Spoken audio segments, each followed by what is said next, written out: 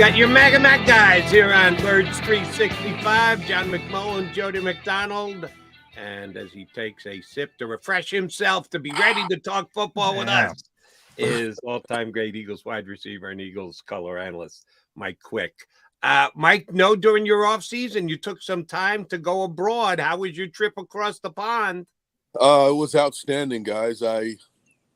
John and Jody, first of all, it's a pleasure to be on with you guys. Our pleasure, Mike. Good to see you, Mike.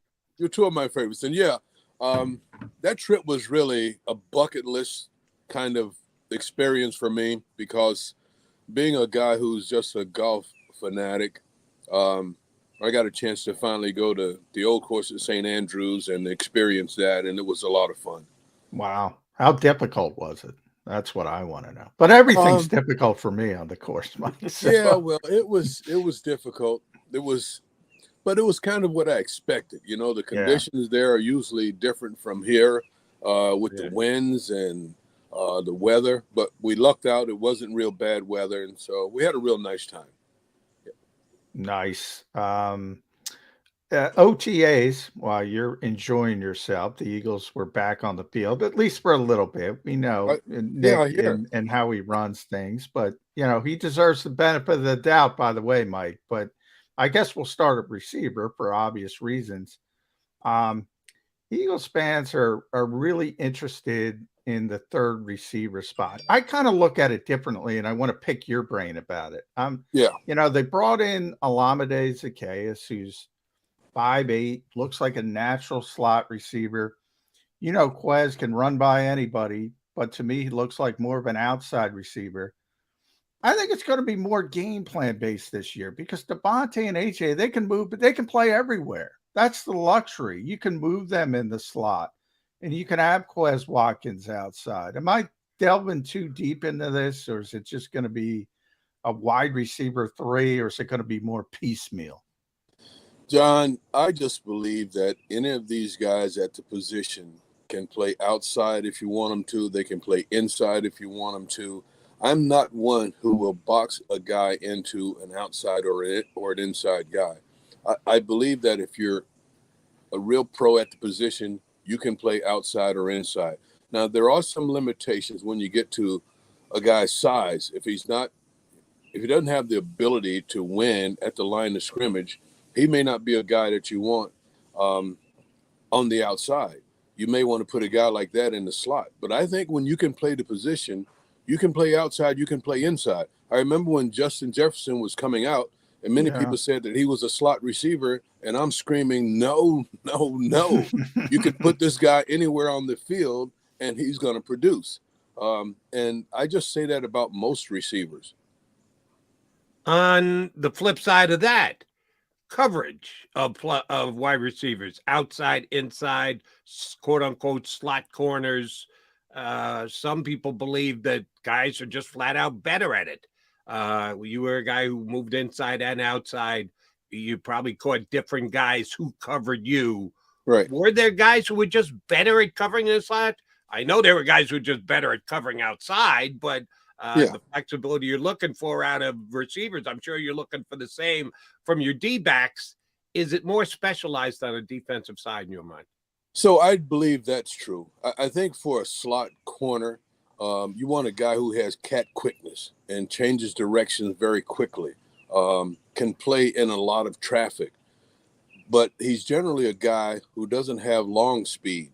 And the cornerbacks are guys that you want to make sure that they have long speed because if you got wide receivers on the outside, one of the things that you want to do most is go deep. You want to take guys deep. You want to beat guys for a touchdown.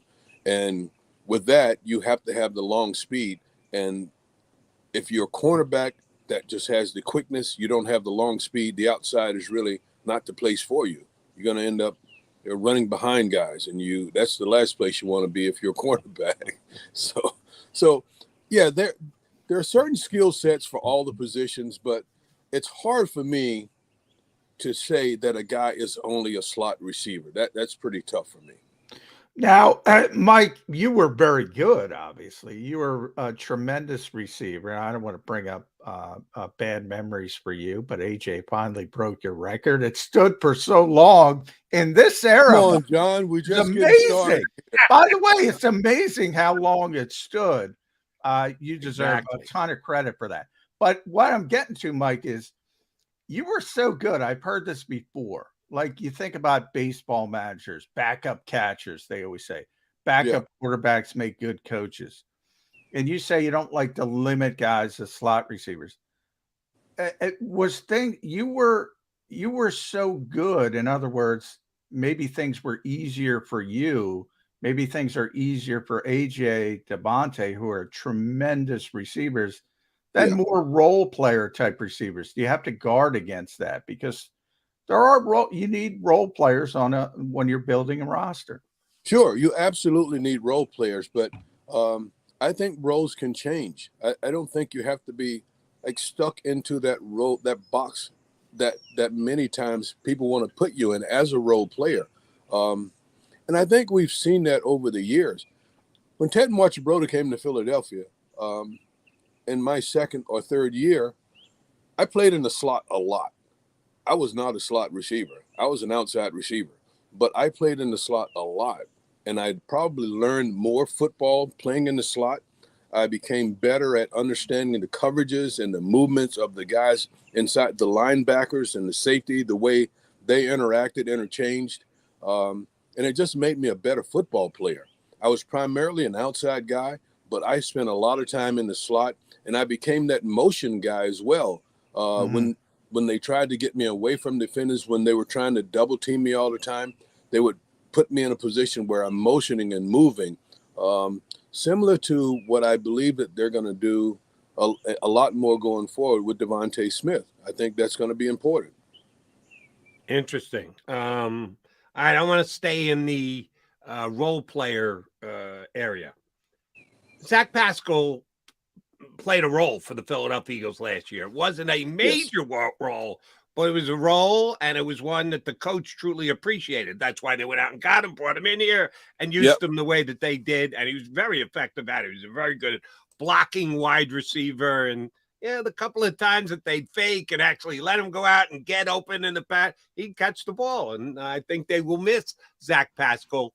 Who's going to fill that role? If they don't have a guy who's the blocker that Zach Pascal was, will they just do away with that role? How will they handle Zach Pascal not being here, Mike Quick? Yeah, I think it's as the offense starts to evolve, I think some of the things that he was doing, you won't see that, or you'll see a tight end, maybe a Jack Stoll or Grant Calcaterra, one of those guys doing it. One of the things that Zach was good at doing down in the goal line area when they needed a guy to block, like motion in and block on a linebacker or seal the inside, that sort of stuff. You can get a tight end, one of your backup tight ends, to do that sort of work, because I don't think that there is a wide receiver on the roster. You could use A.J. Brown to do that because he's just a physical guy, but you want A.J. in other roles. Yeah. If it came down to it, he could certainly do that, but you want him as the featured guy that you're getting the ball to, along with Devonta Smith. By the way, I think AJ got bigger, Mike. I just saw him yesterday. I don't know how, but I think he got bigger. He looks good. But John, I'm going over today to watch, and I haven't. So I'm excited about getting over there today and what the possibility. I just want to see what they look like now. I mean, for me, it doesn't tell you a whole lot this early, but just watching the movement of the guys, I want to get over today just to see what they look like. Well, they do have a young kid, undrafted kid from Clemson, Joseph Nada, who's really big, really physical. I'll be interested when I see you down there to pick your brain on him, because he looks really impressive physically. And we'll see as he gets into training camp. But that's somebody to keep an eye on. You mentioned Devonta. I wanted to ask, have you ever seen a player with that frame be that physical Yeah. And it's amazing how physical he is. And I'll never forget the first time I saw Devonta's legs, Mike. I was like, what? I was scared. There were little toothpick legs. He's so long, yet he's got these big hands. It's like a character out of Greek mythology. It's just, you don't see it. Have you ever seen a comp in all your years around this game for Devonta Smith physically? So when I hear that, I immediately think of Anthony Carter. And Anthony, we are all at the age that we remember Anthony Carter, and he was a great football player. Yeah. Played for the Vikings a lot of years. I think he's out of Michigan or Michigan State. Michigan. Yeah. I always think about Anthony Carter because those little skinny legs. And I was surprised to see that someone in the National Football League had skinnier legs than mine. And it was Anthony Carter. and now I just think it's Devonta. But I think what really separates him is that he has a set of skills that's just above nearly everybody. When you watch his movement, when you watch him getting off the line of scrimmage, when you watch him in and out of his routes, when you watch the way he can contort and get to the football, he has some stuff that a lot of people just don't have. He is physically gifted in ways that a lot of people just are not. And he has a heart. And this is the other comp when I think about the way he plays the game at such a small stature. Allen Iverson, the way he would go in against anybody, that's the way I see Devonta Smith. I love the kid. Not afraid to compete at the highest of high levels. All right. Here's why I'm glad to hear you going over to practice today. You're the Eagles color analyst. Practice. Call it what you want. Yeah, that's right. For Allen Iverson. That's very good for you. You're going to be there, going to watch, but you're the color analyst for the Philadelphia Eagles. So when you get in that booth with Merrill during the year, you have to be able to comment on everything. How difficult is it for you as a wide receiver to take in the whole practice, to not just zero in on the guys who are running routes and comp, because Mike Quick understands every single nuance and move and everything. You got to pay attention to the trenches, too. That's the Eagles' mantra. Trenches first, everything else thereafter. How much do you have to catch yourself and go, all right, now I got to watch the big guys. Now I got to watch inside. Now I got to watch, rather than just the guys outside making brilliant catches. Jordan, it's funny how I've evolved over the years. I'll watch the wide receivers, D-backs, because I like that competition, especially if they're in any type of one-on-one sessions. But I really enjoy watching the bigs. Nice. And I love watching Stoutland and the way he coaches, the offensive line coach, the way he coaches the big guys. So I spend a lot of time over there because I just enjoy it. I enjoy learning more about what they're doing and the little nuances in what they do. Like the hand-to-hand combat that when you see a defensive guy, especially the pass rushers, trying to work their magic, work their toolbox against the offensive tackles who are trying to keep them away from the quarterback, that sort of stuff is just fascinating to me. And just a little detailed work, the one step or the hand movement that they have to use, that detailed work. Oh, did Mike freeze up on us? Mike froze up on us. Hopefully we can get him back. Talking about the detailed handwork. Yeah, I agree. You know, those one-on-one drills between the offensive and defensive linemen, passers, those are the most exciting drills of training camp, I think. Yeah, they are. Now Stout hates them because, you know, it's geared towards the defense winning. But when you can kind of hold up as an offensive lineman, you're knowing well. I'm with you there, Mike. But we talk, you know, you bring up Stout and those types of drills. A lot of change on this coaching staff, and you've seen it in the past. We've all seen it in the past when, you know, the Super Bowl 52 win, and all of a sudden you lose Frank Reich and John D. Filippo, and it becomes more difficult. Now the Eagles go back to the Super Bowl. They lose both coordinators. They lose linebackers coach Nick Rallis, defensive back coach Denard Wilson. Are you concerned about that at all? because it's, sometimes it's tough to replace those guys. Oh, frozen again. Yeah. Mike, did you get that? And the weird thing about, there he is. Did you catch that question that John asked you, Mike, about the turnover in the coaching staff? How much does that worry you? Looks like you can't hear us, Sander. We've lost. Mike can't hear us. Hopefully, we can get him back. But yeah, I mean, the coaching staff is one, I think, when we've talked about it, Jody, and the fact that I do think a lot of people are saying, well, they'll be fine. The offense is the same. Brian Johnson was here defensively, same philosophy. They didn't like the defensive coordinator anyway. It'll be fine, but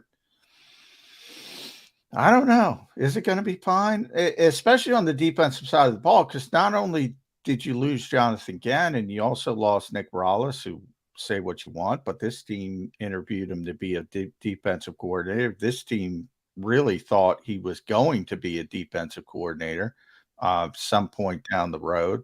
Denard Wilson was highly regarded by the players. Remember how many players advocated for Denard Wilson to get the DC job? Yep. Starting with Darius Slay. Anyway, I don't know if you heard that, Mike, or you could hear us at the time, but I was talking about the change in the coaching staff, the shift. Yeah. And that was one of the positives coming into last season. It's rare that you had that continuity. Essentially, the whole staff was back. Now you're replacing a bunch of guys. Any concern with that? It seems like he's ready to answer right up until he's got to answer. And then Mike unfortunately freezes. Oh, well. Let me ask you this, John. And if we get Mike back, so be it. If not, we appreciate him jumping in. Are you with us, Mike? No. Let him goes in and tell him we appreciate it. He's having some technical issues. We got a lot of good info. Oh, shoot. Yeah. But I never asked him about DeAndre Hopkins. DeAndre Hopkins. Yeah. And is there a reality to sharing the football?